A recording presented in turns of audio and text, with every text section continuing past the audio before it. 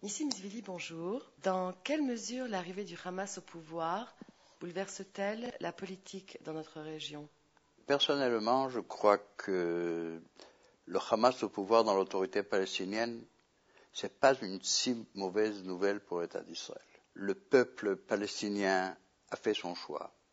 Il faut respecter le choix du peuple palestinien parce que c'était un acte démocratique très important pour l'avenir. Il y a un élément qui est très inquiétant de mon point de vue, c'est que le peuple palestinien a choisi la voie de l'islamisme.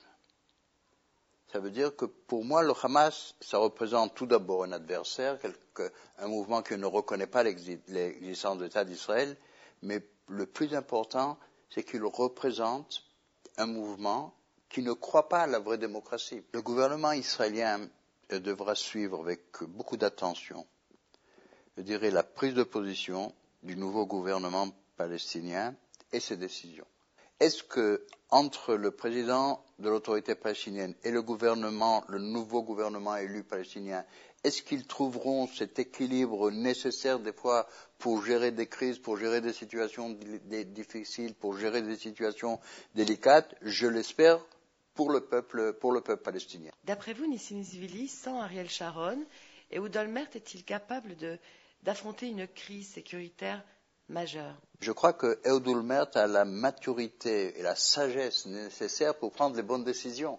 Ça veut dire que quelqu'un doit donner des ordres aux forces de sécurité. Et je crois qu'aujourd'hui, Ehud Olmert et l'équipe qui est autour de lui, qui s'est formée autour de lui, c'est une équipe qui peut permettre au peuple en Israël de dormir très bien la nuit et de savoir qu'on a quelqu'un sur qui on peut compter. Il a suffisamment d'expérience, je dis, suffisamment de sagesse et surtout la capacité d'écouter les recommandations des forces de sécurité différentes et à la fin de prendre des décisions. Si le Hamas au pouvoir reprend les attentats, cela signifie-t-il une déclaration de guerre de l'autorité palestinienne contre l'État d'Israël?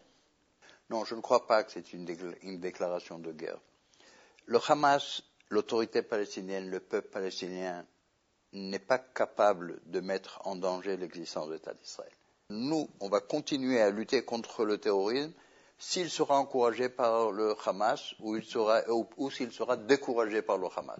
Tant qu'il y a des attentats terroristes qui risquent de mettre en danger la vie de citoyens israéliens, on continuera dans cette lutte antiterroriste avec toute la fermeté et la détermination nécessaires pour déraciner ce phénomène de la société israélienne.